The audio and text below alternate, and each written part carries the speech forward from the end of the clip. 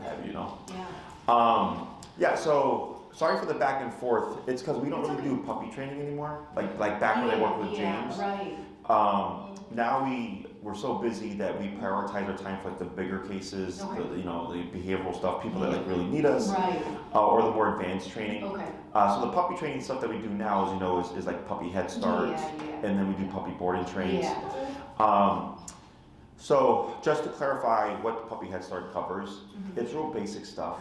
It's food-based training, shaping behaviors, teaching the puppy to use their brain, how to start thinking. Yeah. Primarily crate and potty training is what it's centered around, establishing the structure, right? Yeah. So with the puppy head start, we have 5, 10, and 20-day bundles. The 10-day comes with a singular Zoom session. Okay. And then the 20-day comes with 2 Zoom sessions. Yeah. And those Zooms are really for people to, if they're having issues with their potty training, is that they'll ask their questions there. If their potty training is going well, they may ask like, what did you teach my puppy? And then we'll talk to them, and then we can even like demonstrate over the camera or whatever. But it's very simple. The priority of a puppy head start is always potty and crate training. Okay. The other stuff is added on, like the little singular training sessions where they work with the puppy for 15 minutes and all that stuff. Is just to like get the puppy to think, and it's nothing that is going to be substantial, lifelong. Because it's funny because people are like, I understand it's a puppy, and then later on they're like, what did you teach my puppy? And I was like, well, it's like kindergarten right now. So Absolutely. Yeah, so with the puppy head start, it'll help with any of that stuff. We provide you with the information on potty training at home, so that we're working together. Okay. So at other daycares, typically the puppies are just left in a room and they're peeing and pooping all day, which doesn't work to your advantage, because then when you go home, they're kind of exhibiting that same pattern. Stuff, Exactly. So that's why we do the more structured potty approach and all that stuff. If we have other puppies here that are around the same age, they get to socialize with those puppies. Cool. We keep them separate from the adult dogs, because most puppies aren't fully vaccinated by at this age. We want to avoid them potentially catching something from another dog, because these other dogs go to dog parks and they eat stuff off the ground. They're being exposed to a lot of these external environmental bacteria. You don't want that to transfer. Okay. If you don't have any puppies, and generally a handler will play with the puppy and stuff, so that there's still some kind of activity. But yeah, so that's the puppy head start stuff. But I know these guys have been coexisting fine, but it seems like with the play, there's some question, like you're just kind of questioning, like, is this okay? Yes. Okay. So fill me in there. Okay. So like I said, he is still very high energy. He's almost 5, and he if we don't he could play all day if that could be his choice. So with her, I think she's also obviously that puppy energy, but since she's learning from him, the way she plays too is now how he plays, and they will not just run around and chase each other, but I mean they get really mouthy with each other. The low grumbling growl sort of, but then she will yelp at him as well. She's learned to kind of, or they go for each other's ears. A lot of that play biting, but sometimes I'm like, oh my god, is this too much? And we have wood floors, so they'll chase each other to the point where he'll slide her into a wall or a corner, and she's fine, but at some point you're like, oh my god, do I stop it? Do I just kind of let him ride it out and then calm down? And that does happen.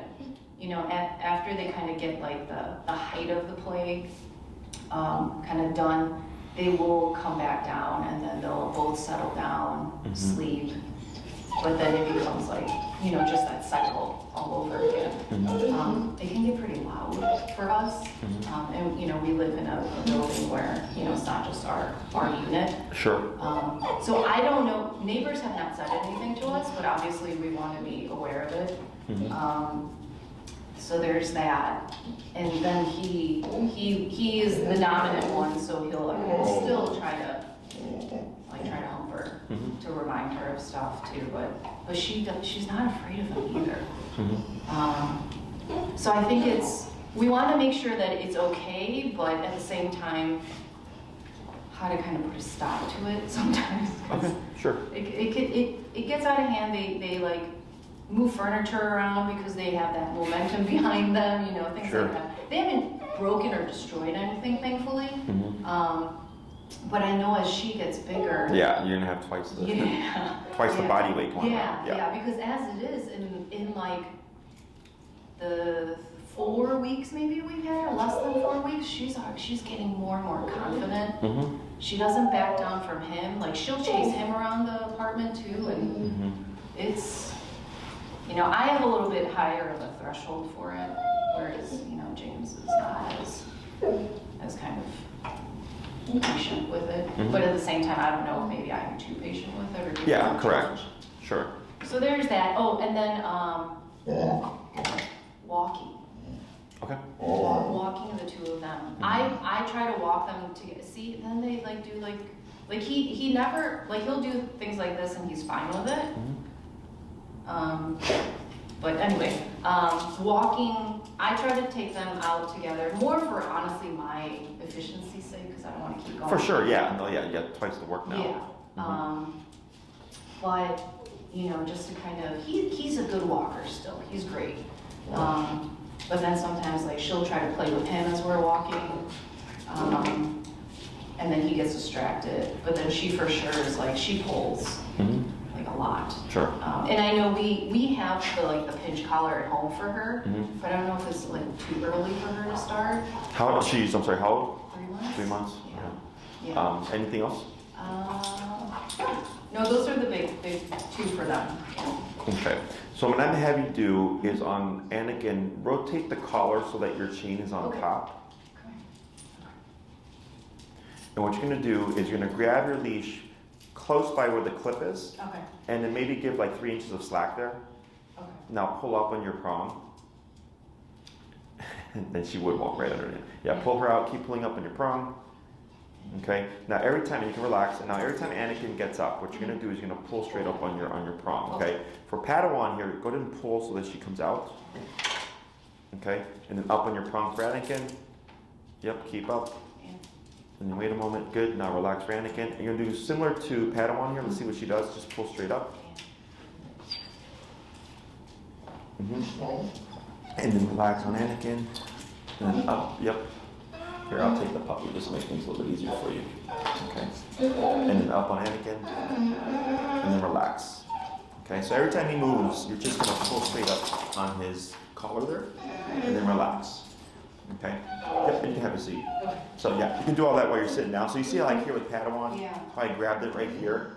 Okay, and I'm just gonna press down and I'm gonna do that. Okay. So every time she gets up, I'm gonna just repeat this this pattern here. Okay. So hopefully I wear her out. She will wiggle more. Yeah. So everything that you're dealing with is not outside the ordinary. Okay, good. In terms of the pinch collar, we typically don't start until they're 3 months. Okay. 6 months. 6 months. The reason is when you put a pinch collar on a puppy, it tends to be what we call pressure. Too much pressure for a puppy to tolerate, unless you add in like more training to it. Okay. So unless you're gonna put a bit more time into the prong collar at this age, I would just recommend till 6 months. Okay. Now, what you can use in the interim is what's called a gentle leader. Are you familiar with the gentle leader? I've heard of it, but I can't. It goes around the snout. Oh, okay, Yeah. So those, because there's no pressure on the throat, it's easier for a puppy to kind of get over and tolerate. Okay. So it still gives you as much control as your prong. It's just where it's placed is different. Okay. And I can show you when we leave if we have them here. So we use those for puppies under 6 months, primarily because of what I just said with the prong collar. If you put on a puppy too young, what can happen is they panic, and people don't know how to handle the panic correctly, and they usually give in to the puppy. Okay, so then the puppy learns, when I don't like something, if I panic, my owner will let me get away with it or whatever, right? And it can create what's called a nervous piddler. Have you ever seen a dog, like if they're so excited they piddle? Yeah, Yes. yeah. So that can happen with prong collar as well. A lot of times it goes away, every now and then it doesn't. Okay, so I like to just avoid the problem and just tell people wait till 6 months. Okay, and I'm very pro prong and I'm very pro like e-collar and reversives, but that is something I've learned throughout the years. Okay, so here, what we've just done is establish some rules. Okay, now somebody here doesn't like the rules. Who would that be? That would be Anakin, right? So what I'm going to have you do is go ahead and pull up on your prong again until it sits him up. Up, up, up, and then relax. Okay? So if he, and then you're not going to pet him, up on your prong again, and then relax. Okay? So if he tries to lay down, which is fine, but he starts, you're going to pull him up and then relax. Okay? So what we're doing here is we're being very strict with the two of them. Yeah. Now, what do you think it is? Yep, correct. Pull up, up, up, up, and then relax, like that. Good. And then, now here, you can let him lay, but if he keeps vocalizing like this, you're gonna pull up again, okay? Yep, and up, up, up, up, and then relax, like that. Good. Up again, up, and relax, just like that, okay? So here, what do you think it is that we're telling them to do?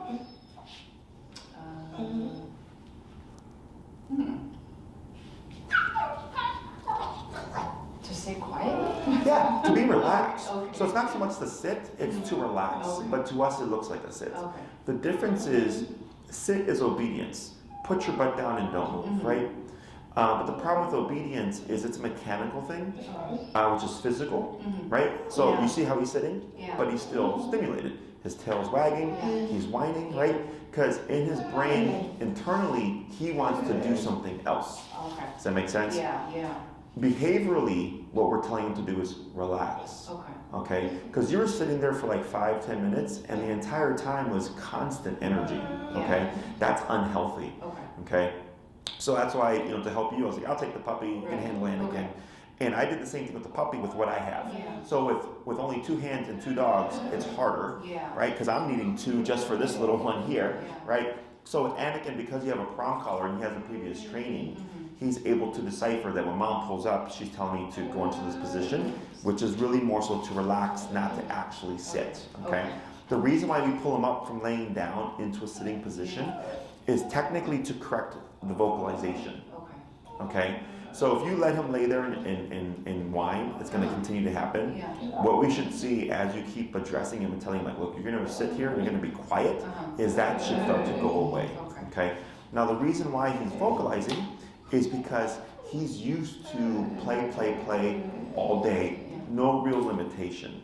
So this is what we would call protest, okay? Just like a kid, right? If a kid wants something, you don't let them have it, they grumble, they grunt, they throw a fit, right? That's exactly what he's doing, okay? Even her, right? So that, right? That's her starting to protest too, because she's also thinking, hey, we play all day, what are you doing giving us limitations, okay? So I'm not having to be mean here, I'm just being consistent and strict with what I'm doing. The reason why I said not to pet him is petting is a reinforcer, right? We pet what we want to see again. Think of it that way. Okay? So like, let's say she were to lay down calmly and I were to pet her calmly, I'm saying, yes, I want to see you relax again, right? So you're reinforcing that behavior. But right now, he's not relaxed. He's right? So if you were to pet him, you're telling him, keep protesting my rules. Does that make sense? Okay. So whenever we give any kind of positive reinforcement, treats, toys, play, interaction, touch. Just reinforces that. Yes. You want to think, what is it right now that I'm reinforcing? So like, let's say Padawan comes up to you and barks at you, and you know she wants to play, and you play with her. What did you just reinforce? The barking. Correct, right? So what I do is I correct the barking. You're not going to tell me when to play with you. I will come to you when I'm ready to play with you. That's the difference. Okay, so we're just changing. I don't care that people play with their dogs. I care when they play with their dogs, right? So, because I have a pit myself. And so, the thing with pits is because they are a power breed, and they're more inclined to favor the undesirable behavior side of the spectrum, right? Is discipline and boundaries and rules is very important from the get-go. Because unfortunately there is the stigma that's around pits, right? There is some truth, unfortunately, also to that stigma because they were bred for, fighting and all that stuff, right?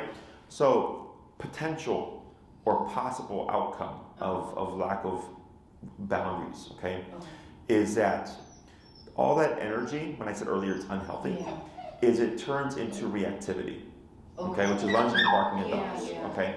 Now let's say, does Anakin, he doesn't have reactivity, right? No, okay? But let's say, because she's gonna change. The puppy you have today isn't gonna be the puppy you have tomorrow, okay? Let's say she develops reactivity, okay? He could then follow suit. Does that make sense? So things can always change because people are like, oh, my dog's been great for 5 years. And then it's like, all of a sudden something happens and then it's like, my dog is different. It's not uncommon. Typically it's around like a traumatic event, if you will. Like let's say I had a client who had a golden doodle. He was like 3 to 4 years old, completely social, was attacked by a dog off leash. Since the attack is now dog reactive and dog aggressive, literally like a light switch. Okay, so one day to the next. Exactly, and obviously there was an experience there, right, that caused the dog to switch. But here, she's going to go through growth stages. 6 months and a year are the two most pivotal. Okay, at 6 months, I like to think of it as terrible two's brain. If you're familiar with children, teenager body. At a year, we have teenager brain, adult body. At 2 years, we have adult dog. Good job. Okay. So, more so with power breeds, I always tell people to watch for that 6 month and 1 year mark. Because literally, like you could do everything by the book, everything correctly, and then your puppy turns 6 months, and internally, psychologically, they shift. And all of a sudden, your puppy is now dog reactive. Right? So, it's just stuff that happens. I tell you this to like educate you. I don't want you to be like, oh my God, what's gonna happen? It's more so if you start to see it, you're like, okay, Jesse said this. Oh, my dog's 5 months now. That's around 6 months. We need to get on this, okay? Because then her behavior can potentially impact Anakin's behavior, okay? And I've had that happen before. One dog was fine. They got another dog. The other dog had issues, which then created issues with the first dog, okay? So, when it comes to establishing boundaries within the home, which I highly recommend that you definitely do, is I don't mind that the dogs play, if you don't mind, but I do mind how far they take it. I do mind how often it happens, because if it's more often than not, that lack of structure can create issues down the line. And these guys can be perfectly fine. But let's say one day when she's older, she does something a little bit overboard, or he does something overboard, and it triggers a fight or a scuffle, right? And it ends up being a bad fight or something. Now we again have that kind of traumatic moment, if you will. And then once dogs start fighting within the home, it's a pain to try to address. Okay? So when it comes to how they're playing, technically it's normal. Okay? These guys, pits, are like gladiators when they play. I remember when I used to take my pit to the dog park when she was younger, she was like a speeding tank, right? Like she would just like knock dogs down and stuff. So like I would only take her when I knew there was dogs that had similar play styles. And now she's old and she doesn't care for it, so she just doesn't do any of that stuff anymore. But I was mindful, like when I would go take her, I was like, okay, I know her play style, and I know like if there was a dog in the neighborhood that we knew, or another pit, or like a power breed, I'm like, okay, these guys can handle it. So how they're playing is technically how they play. When it comes to questioning what is acceptable, you can set the boundary. Okay, you don't have to worry about like, I only let the dogs play for 10 minutes today, type of thing. Because that's a human thing. Okay, we tend to feel guilty about like not letting dogs play and putting boundaries on them, but they're actually healthy. Okay, so like the fact that he's still protesting, right? And we're going back into like 25 minutes of this consultation, and the both of them still want to engage with each other, right? That's how internalized it is with them, okay? So what I want is that I want a quiet home, and then, I understand if you guys live like in an apartment or condo unit, right? That's kind of like, well, we can't always just take them to the park to play. Right. Is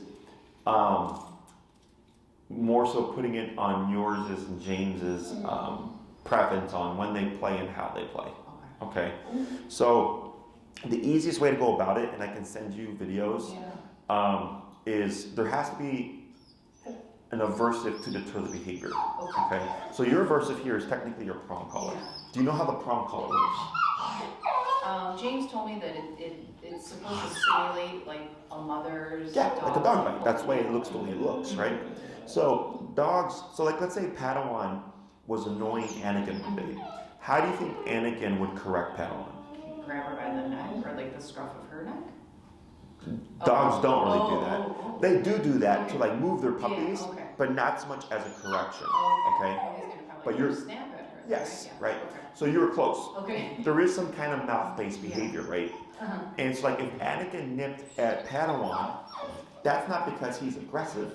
That's because he's telling Padawan, you're annoying me right now, leave me alone, right? Or maybe he doesn't want to play, and she's a puppy and she doesn't have those kind of boundaries yet. He would nip at her, okay? So, and this happens as young as 3 to 4 weeks within the litter, okay? Yes. So when we get 2-month-old puppies, a lot of people think you can't correct a puppy that young. And I told them you absolutely can. Dogs correct their own puppies as young as 3 to 4 weeks, okay? Now, the issue with this is when we get the puppy and we're not providing consequence, when we get them at 2 months, now their world changes. Because the first 8 weeks of their life, they went and lived in a structure, right? There's hierarchy within the litter. And then we take them home and we go, look at our cute puppy, and we spoil them and we love them and we coddle them, right? Is then the puppies lose themselves. And that's where behavior issues come from, is the lack of discipline that they understand. Our form of discipline is we may shout at them, we may clap at them, stomp our feet, put them in the kennel, put them in timeout, right? Ignore them, turn our back to them. That's not a consequence to a puppy, okay? Dogs don't self-reflect. So if I put her in a kennel right now, if anything, she would bark and throw a fit. Because what does she want to do right now? She wants to play. So if I take that mentality and I put it in the kennel, she's going to be frustrated, just like she is now, because she can't get to Anakin. Okay? So I'm going to correct her to stop this.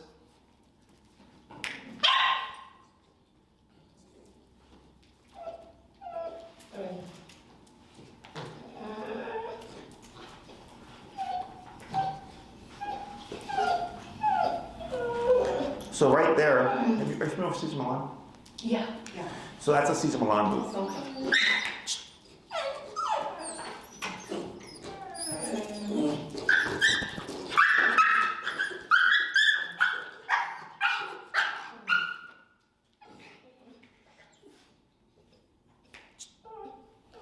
That's a Cesar Millan booth. So here, when I go to poke, right, I'm mimicking a dog bite. Okay. Now, do you see how she panicked? Right. So that's the part when I said if you do prong collar, most people don't know how to handle it because they see that and they go, "Oh my God!" Right. But if another dog would nip her, she would panic and they would ignore her. Right. So what I did is I kept her in my space. And if you look at her energy, how does she look like she's holding herself here? She's pretty tense. What else? I mean, she's still and quiet. And what else? She's looking at you. Yes. She's cautious because she's going, oh, what you're giving me consequence now. I've not had consequence for the past month or whatever. So I corrected her, telling her, stop thinking about playing with Anakin. That's what that was about. So dogs are simpler than we think they are, but they learn very young. The difference is we look at puppies as babies. Okay. At 2 months, these guys are running around, sniffing, they start foraging and all that stuff, right? We don't do that shit until we're like 18 and we go get a job and all that stuff, right? We have a very slow progression. And people look at puppies, I think, like that. So like growing up, I remember my aunt, she had her twins, and when they were infants, one of them ripped her earring out. She was very angry, but she didn't spank them because they were so young, right? We don't have motor skills. It wasn't the baby's fault. It was, if anything, my aunt's fault for not taking out her earrings when carrying the infant, right? So we don't correct our infants because they don't have the concept of right or wrong. Dogs don't do right or wrong. They do what they can and can't do. But remember, that concept is as young as 3 to 4 weeks. Okay? So that's why I say, yes, you can correct your puppies, and you should.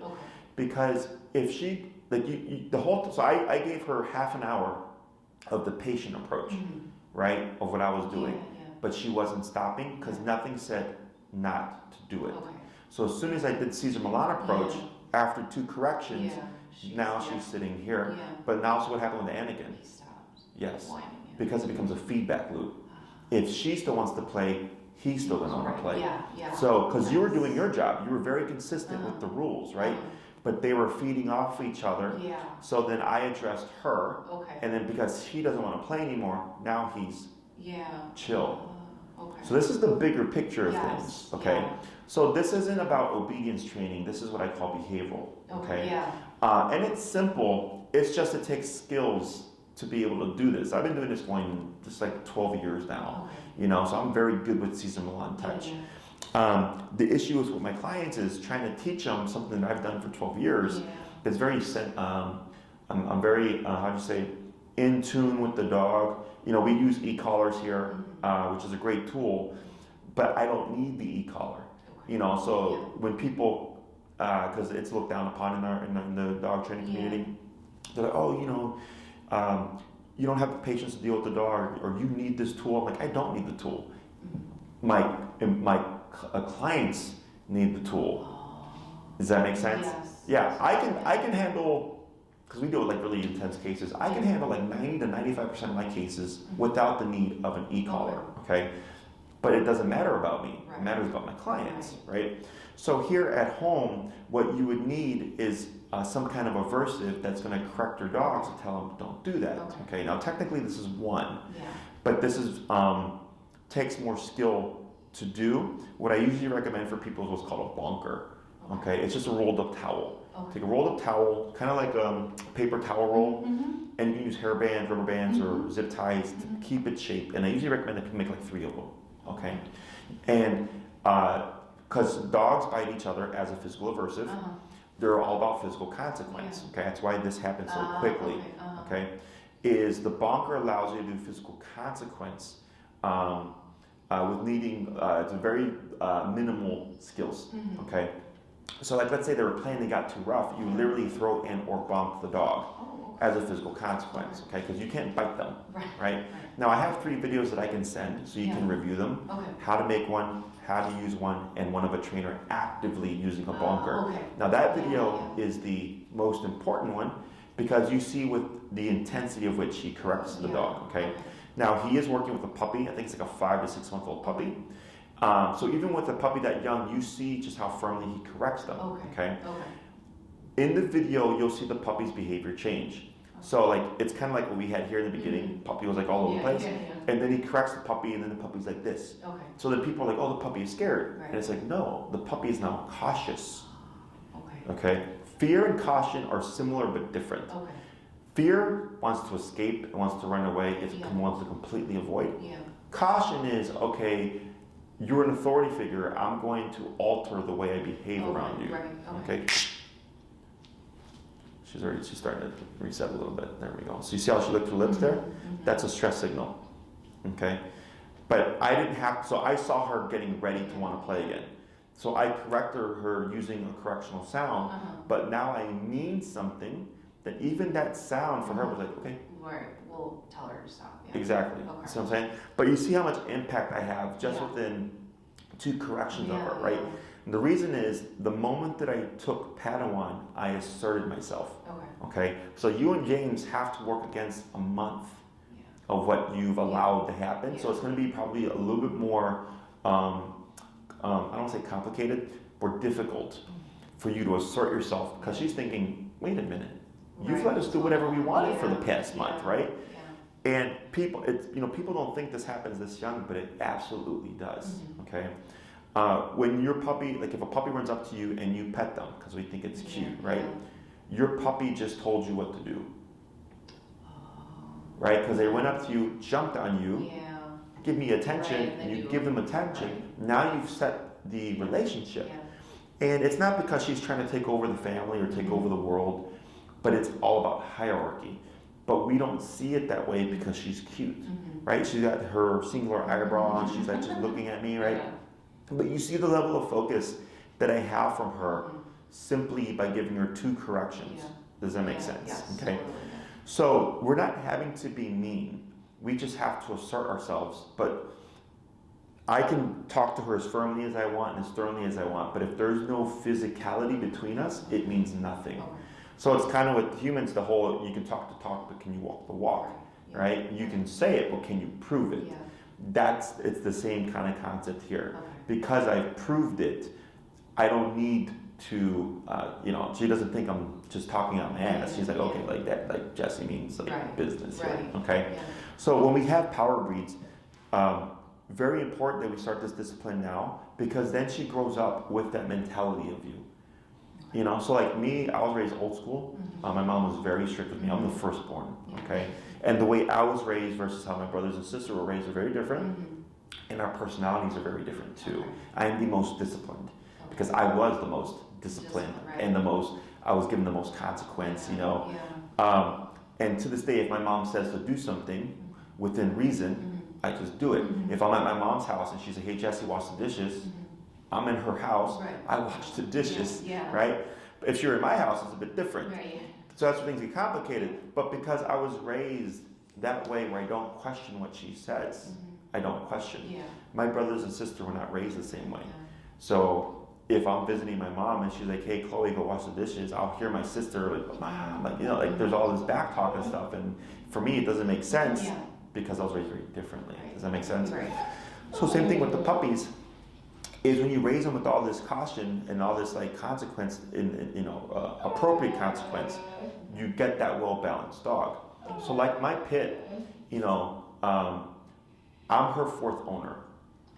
I got her when she was 3 months. So that means that in 1 month she left the breeder and went through 3 different homes before she got to me because she's a little terror.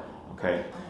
With me, she is a great dog. She is my right-hand girl. She's helped me socialize aggressive dogs throughout the years.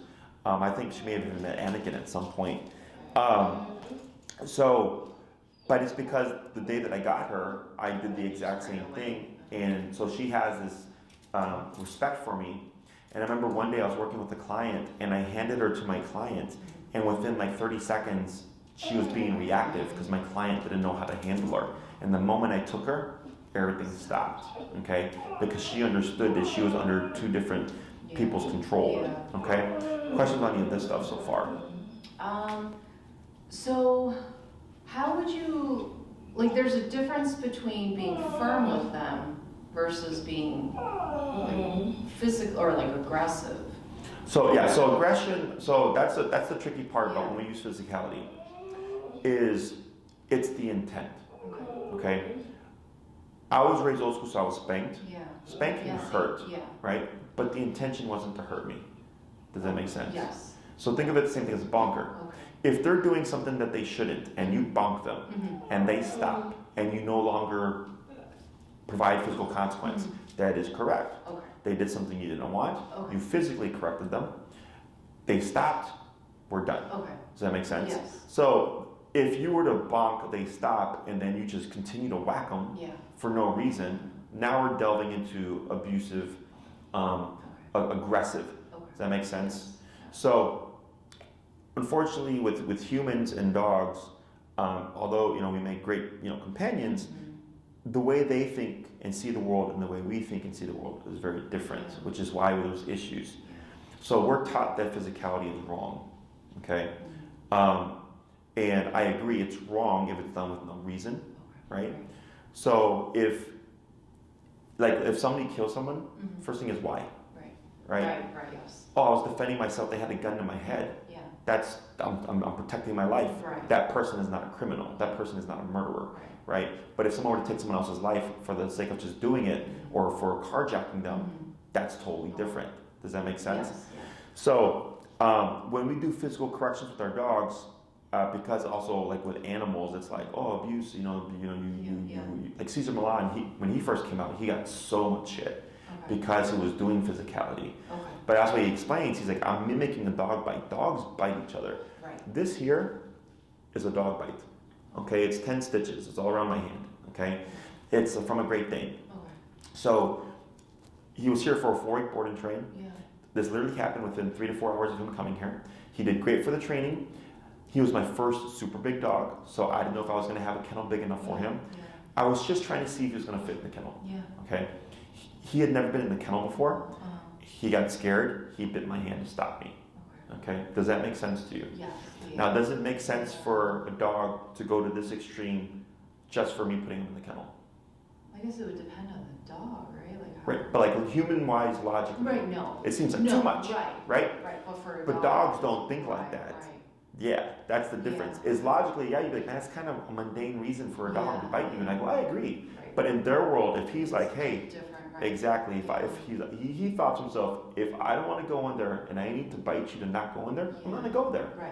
So dogs are willing to go to these levels to stop and or prevent certain things, right? But we can't do physicality with them, in human world, right? Right. Which creates this imbalance. Yeah. So now, because of that, so to give you another example, are you familiar with what a Cane Corso is? The type of dog. Mhm. Yeah, I think so. Yeah. They're about 130, 140 pounds. Yeah, they're like 2.5 the size of Anakin, right? So, to give you an example, many years ago, I got a call from a rescue about a Cane Corso.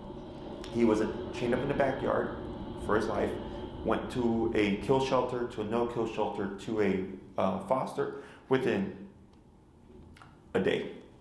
Okay, it was boom, real fast. Within 24 hours of being in the foster, he attacked one of the roommates 2 times.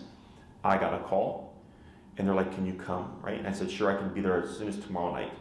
Still within 24 hours, by the way. I'm on my way there. I get a phone call. One of the roommates is like, he's like out of breath. He's like, you gotta get here right away. You gotta get this dog. The dog attacked my roommate again. So it's now 3 attacks within 24 hours, right? I get there. There's squad cars. I walk into the building, and good job. And I hear the gentleman talking to the police officers. Tall dude, like at least 6'4", probably 240 pounds, big guy. White t-shirt, completely soaked in blood, okay? And he's explaining that, he was sitting on the couch, the dog came over to mount him.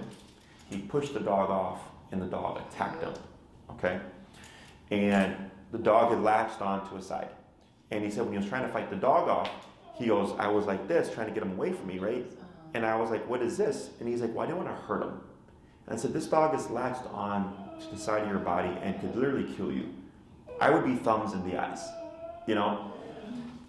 But it's that mentality of...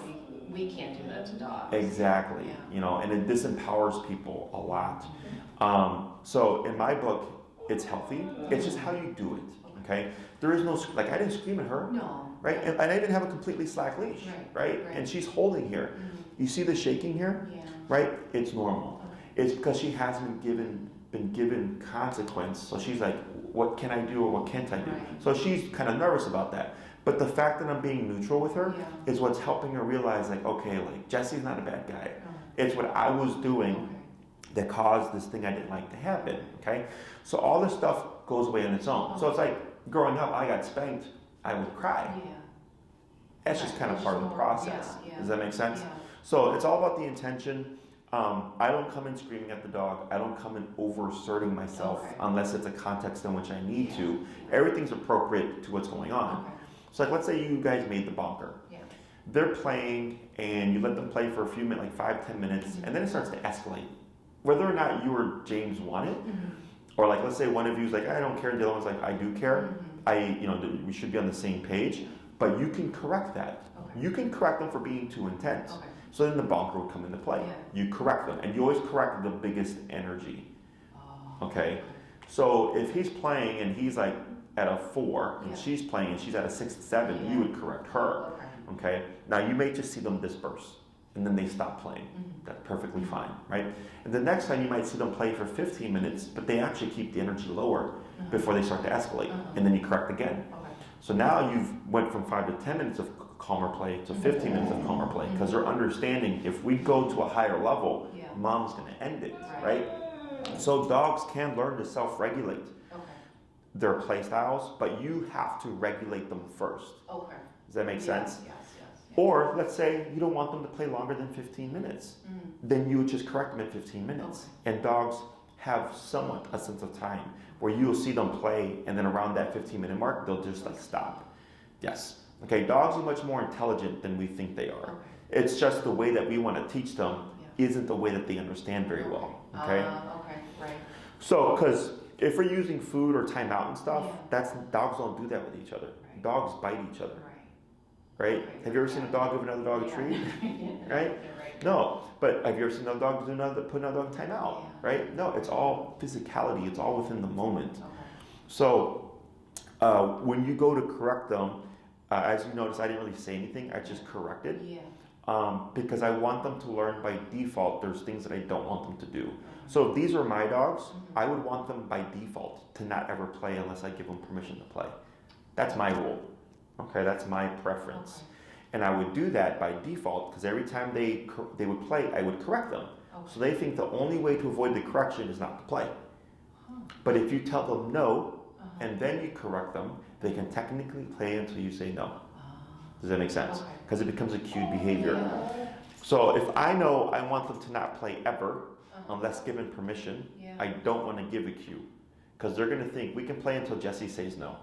But I don't want you to play, period. Unless I take you to the park, unless I take you to the dog park, unless I take you to the yard, right? There is no play in the house, period. So when they start to play, I just correct them.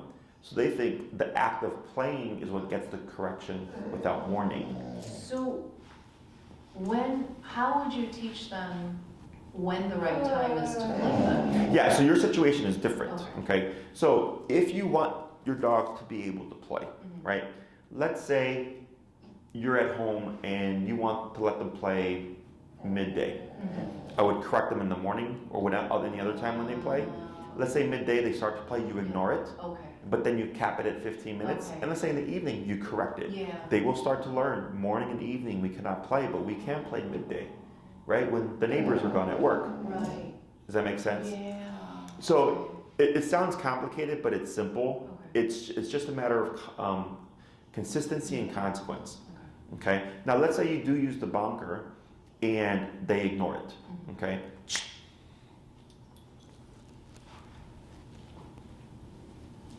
Let's say you do use the bonker and they ignore it. Okay. It may be the intensity of which you corrected, because we have a natural apprehension to use physicality. So I remember I had a client who thought they were like really firmly bonking their dog, and when I saw them, it was like a little boop. Right? And I was like, that's like a 0.1 on the Richter scale, right? But they thought it was a 10. You know? It's just our natural apprehension. So that's usually one thing, is that the owner is not actually doing firm enough consequence, okay? Or they're not reinforcing enough. So growing up, when I turned like 13-ish, I remember my mom spanked me and I laughed because I was growing, okay? What do you think happened next? She hit you harder. Firmer, and she kept going. Yeah, she kept spanking me. Because, you know, like if you get punched in the same spot, eventually it does become uncomfortable. And she got the point across. And she's like, is it funny now? And I said, no. And then she's like, all right then. You know, I learned my lesson. So what she did was, she knew that obviously I was growing, I was getting tougher physically. She spanked me, I laughed, she had to get that point across. Otherwise, now there's a shift, right? So she just kept spanking me firmer and repeatedly until eventually I caved. So it's similar with the bonker. If I go to correct the dog with the bonker and they think it's a toy, which can happen, or they're just like, we bite each other. I continue to bonk firmly until I get that point across. And then you might see them yip, kind of like her, and then they just disperse. And then I put up my bonkers and I'm done. For leash walking, the gentle leader will help a ton. Okay, it's going to help give you much more control. When you hit when she hits 6 months. Yeah.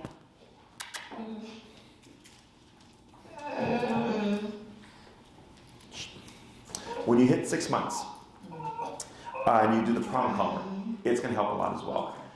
So when it comes to puppies under 6 months with leash walking, the stuff, everything that we do here is foundational. The trainer will work on leash walking stuff, but it's not going to be anything where it's like, oh my God, this is amazing, right? That's more so once we hit 6 months and you can do a prong collar. I like to think of prong collar like high school level. So food-based training, gentle leader, kindergarten type stuff, grammar school stuff. Prong collar, high school stuff. E-collar, college stuff. Okay. So they'll do exercises with her. The gentle leader is going to be a very impactful tool because what happens is when it wraps around the snout, it gives you full control of the head. So if she's trying to pick up cigarette butts off the ground and you just pull her, right away it's going to pull the head. Correct. Once she hits 6 months and you put the prong collar on her, now you would have the power of what I call negative pressure because it's uncomfortable, right? That she's going to want to stop that. And then you'll notice a big difference in terms of her walking. Now, if you're wanting the two of them to walk at your side, side by side in a nice heel position with no, like you see how I can keep her here and there's no tension on my leash, because since I've corrected her, her attention is just on me. You can technically get that through walking as well, but that requires more work. That's more advanced stuff, okay? If you wanted that, we could help you, but it wouldn't be until she's 6 months, correct? At minimum 6 months, okay? Questions on any of that stuff? So I think overall, for you guys, the puppy head start will help with your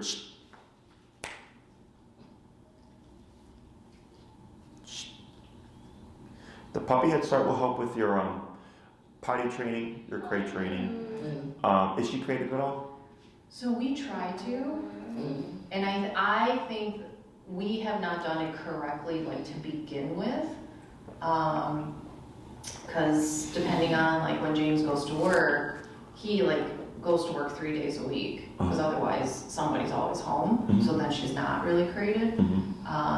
We did for like a couple hours at the very like the first week maybe, and we are using his crate because he doesn't have a crate. He doesn't need it anymore, and so I think the crate is actually bigger than that. And she goes in it like she doesn't care. She'll like pee and like soil it like, and then it's a mess. More recently though, now when we do put her in, she can get out of it. So I think along the lines of it coming from him and the moves and all that kind of stuff, I think it's kind of like bent in some ways where she can actually, she's figured out how to unlatch the bottom and she can push herself out. And so she like... I know what you're talking about, yeah. Sure. So then I get worried, of course, not just because she's gotten out, but eventually if she keeps doing that, right, she's gonna get stuck in it or something. Yes, so with the crate, it's definitely too big. You can put stuff in there to take up space, because there should be just enough room for her to go in, turn around, and lay down. So like that crate is definitely too big. She would be, like the crate that she would have is literally like her size. Because what happens is if they pee and poop in it, it deters them from wanting to go there again. If you want to secure that crate, you can get like a carabiner and just clip it on the corner so she can't push it. Okay. We do crate training stuff here. Definitely recommend you make that a part of her life, because if she's around you guys 24/7 and then you have to leave, the issue of separation anxiety is a big thing. So, and that's stuff that with the puppy head start that you'll get more information on as well. Because I guess he was easy to crate train, like he would go in, do a little whining, and then he was done. He doesn't do anything then. Whereas she fights and like not just cries, but you can hear her like howling sometimes. Oh sure, yeah. And we would correct that. Yeah. So I mean, I'm sure she didn't do it here, right? And then just as you saw with the Caesar touch, somebody who would correct her, she's gonna learn, okay, I can't howl, can't try to break out. But in terms of it transferring to the home is a variable. Not to say that it can't, because it can. Is that if she's used to already doing that for a time, for the past month, you're going to have some legwork to do there. Okay. Yeah, now, the reason why the crate training is important is because it's part of potty training. But then also, if anybody ever watches the guys and then like they have to kennel the dogs, now you're kind of stuck. Or like, let's say you bring them to like a daycare place, and it's like, oh, we got to kennel your dog. But now you're putting all this work on that place because your dogs aren't kennel trained. So that's because people always ask, like, is it even worth it? I'm like, yeah. I was like, because not everybody's going to leave. Like, if you give your dog to your friend and then they're like, well, I need to kennel your dog, now you have a problem, Yeah, that's a good point, Yeah, so that's why we do it. We definitely want to. So without buying an entirely new crate, because she's obviously going to grow, how can we, like, should I buy a divider? Or? You might be able to get a divider. Individually. It's just like a little gate thing. Otherwise, like, I've had clients that have like put like totes in there, like just something physical that they can't chew on, and it'll block it. And she would literally, like, you see how like the tiles around her here? It would literally be like around that much space. Yeah, that's because if she soils it, that's going to deter her. Exactly. And that has to happen. Because it's interesting, because during the day, like, she'll wander into it. So it's not like but it's when you close it. Because or now like there's when it's done on my terms, basically, or James's terms, then it's like, wait a minute. Like, if she wants to go in just to kind of meander into it, or sometimes get away from him, because he won't go into it. Yeah, because the difference is like, if you grew up in like, you had your own room versus go to your room and don't come out, right? There's two different things. Yeah, that's true. So, if I put a dog in the kennel and they whine or howl or whatever, we correct that. And people are afraid, like, well, I don't want to make the kennel a bad place. I'm like, no, because it's only happening when they misbehave, right? So, and then we do positive things, like we feed the dog in the kennel, we give them toys in the kennel. So they say like, okay, cool, like I got things in here, I get good stuff, but I also can't. Safe space too, right? Yeah, because dogs are denning animals, except their dens don't have locking doors on them, right? So that's all stuff that my staff here can take care of. And then during the Zoom sessions, depending on if you do the 10 or 20 day, they'll go over that stuff with you. Okay? Cool. Anything else? No. So That's great. I can send you the bunker videos. I have more after you. Okay. So if you don't get anything from me within the day, you can just email info and say like, hey, Jesse was going to send us videos, and then I'll make sure to send them over. Otherwise, nothing out the ordinary. Pretty typical stuff. Okay. So would you suggest, to begin with, should she go through her puppy training first, and then we can do something, because he does need a refresher, for sure. I mean, don't get me wrong, like, he's still a great dog, but there are things that, I know when I was introduced to him, like, I kind of like didn't, I have a softer spot for him. So some things were kind of like undone a little bit, or he's not as disciplined as he was when it was just James. So we do want to do something with him, and I saw that if we added on like 30 minutes to the session, then we could do both of them? Correct. Okay, so would you suggest doing that after she's done with the puppy training? Or? I would wait, so I would, if you want to do the puppy head start, so that you can get all the basics down, for sure, that's fine. Okay. And then at 6 months, I would suggest then you would come in for the refresher, because anything that I do with her now, again, is foundational. It's not worth the price tag. Because people ask like, oh, Jesse doesn't, well, he won't train puppies. I'm like, I train puppies, but now that I'm so busy, my rate is much higher. They're like, well, I don't want to pay $1,000 for 6 classes. I'm like, exactly. So, but I would wait till she's 6 months, because then you get much more value out of your training. Because remember, so my rate is the same. So if you guys want to use prong collar, I don't care. Okay. It's just what you would get out of those classes would be less than if you chose like a different tool. Okay. They're both very effective. If Anakin's been doing great so far with what he has, and I go, okay, cool, then you guys are fine. She's technically a variable. I think she's responded well to the corrections. She's after 2 corrections, really just kind of okay, right? So to me that's good, because that's a puppy that not only took the correction, but also was like learned from it very quick. Personality wise, we get puppies here that do not want to give it up. Okay, like yeah, because you would think like, oh really? I'm like, yes, it starts that young. Okay, so at 6 months she can be on a prong collar. You'd get much more value out of the training classes, and then yes, you can add on that half an hour for the class. And then what I tend to do is if the stuff that he's needing is simpler, is I'll spend less time on that, more time on this because she's learning, and you don't have to extend every class. Typically, once I understand everything, I'll tell the owner, extend the first 2 classes, because he might be simpler than you think. So doesn't it make sense to pay up front, right? So I usually just say, do the first 2, and then we see where we're at. And if he's fine, then we can just focus the rest of the program on her. So I'm pretty flexible. How to say? I play it by ear. I focus on the stuff that needs to be done, the stuff that I know needs to be done. You pay for my time, I just show up, right? And I go, what do you guys need? And I go, okay, and then I just flesh it out that way. Okay. All right. Awesome.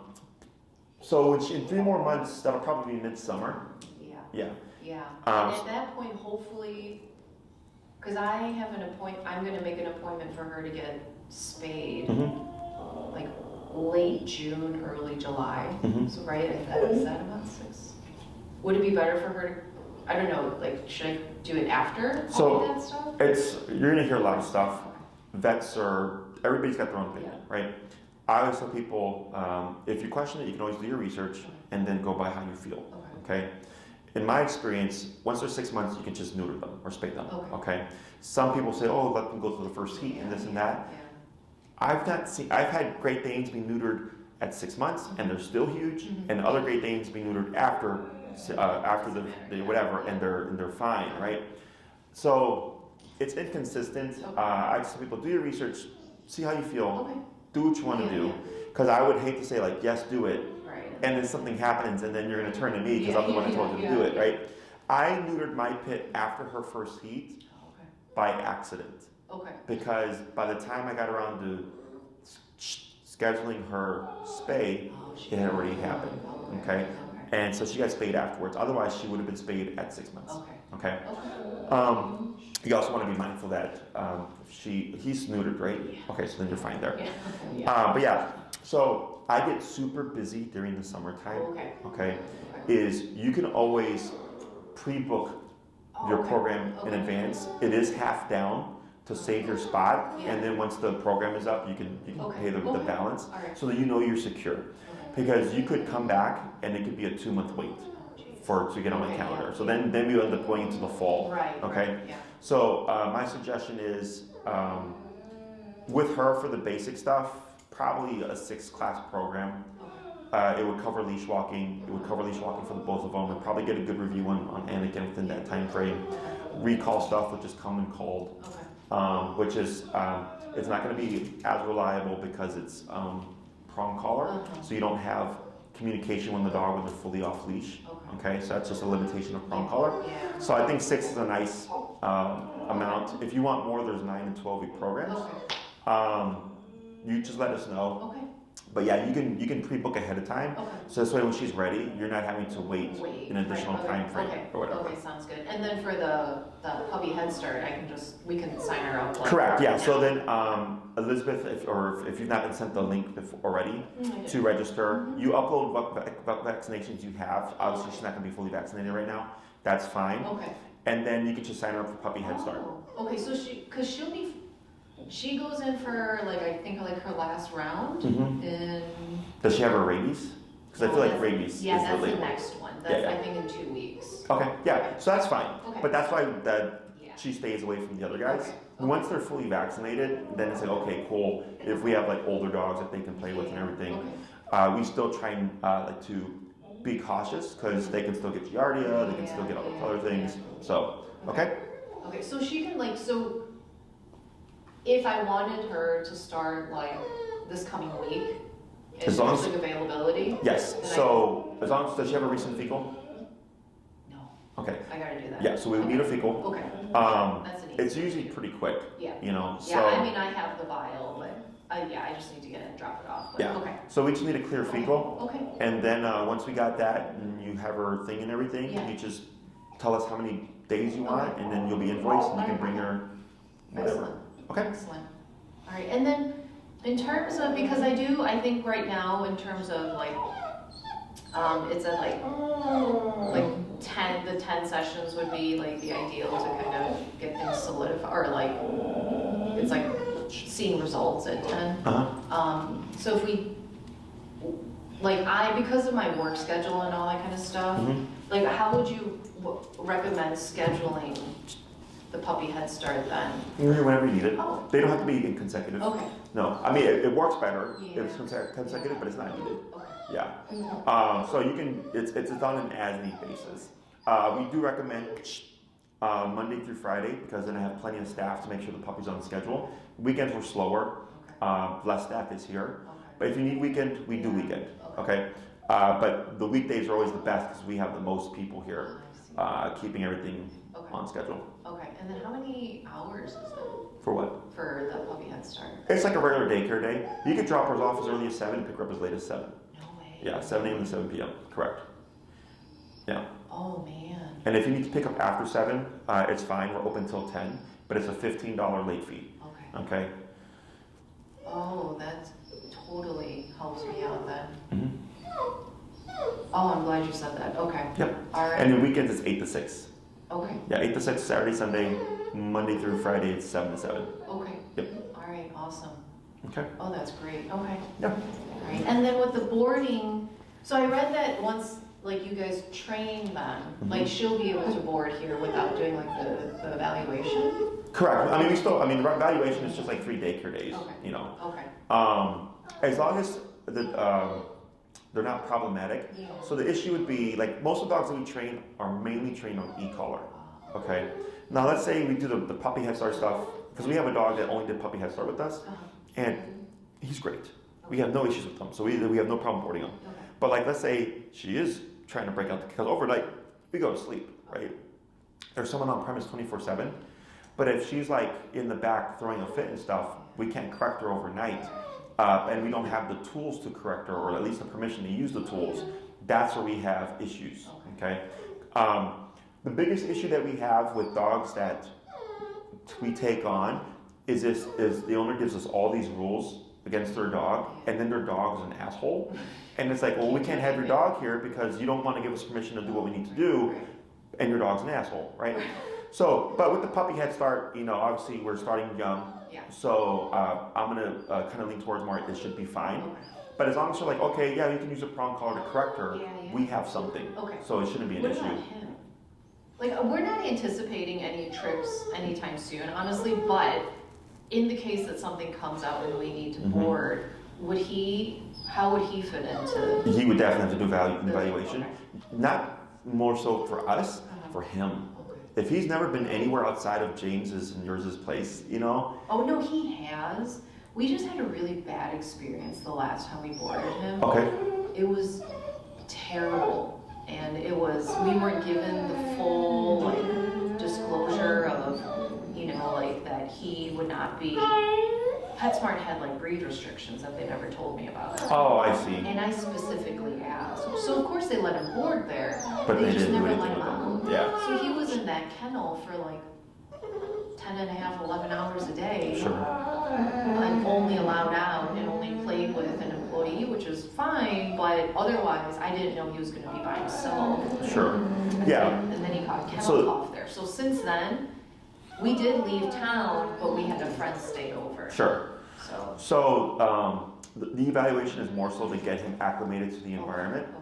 Okay. And the staff works on slowly introducing him so that he would interact with other dogs. Yeah. As long as he's doing fine and he's social, we have no problem with it. We have plenty of pits here that Okay, come. great. Yeah. He's social plenty, but I'm sure you know too. He's just sometimes a lot of energy. Yeah, so it just comes down to so the evaluation is just to acclimate him. Okay. So that's not a shock to the system of where am I? Okay. Oh, that totally makes sense. Yeah. Okay. So for her, she'd be fine Right, because because she's coming to puppy head start. She's familiar with us. Yeah. He wouldn't be. Okay. Okay. Totally makes sense. I have another one that we got to get to. Yeah, sure. Thank you. So I'll hand you this here. She's probably going to be active full now. So yeah, we'll get you all that information.